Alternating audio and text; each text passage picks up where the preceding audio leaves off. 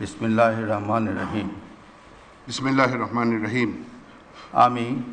আমি জুবাইর রহমান চৌধুরী বাংলাদেশের প্রধান বিচারপতি নিযুক্ত হইয়া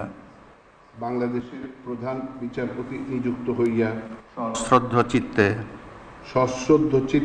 শপথ করিতেছি যে আমি আইন অনুযায়ী ও বিশ্বস্ততার সহিত আমার পদের কর্তব্য পালন করিব। আমি বাংলাদেশের প্রতি অকৃত্রিম বিশ্বাস ও আনুগত্য পোষণ করিব। আমি বাংলাদেশের সংবিধান ও আইনের রক্ষণ সমর্থন ও নিরাপত্তা বিধান করিব এবং আমি ভীতি বা অনুরাগ বা বিরাগের বশবর্তী না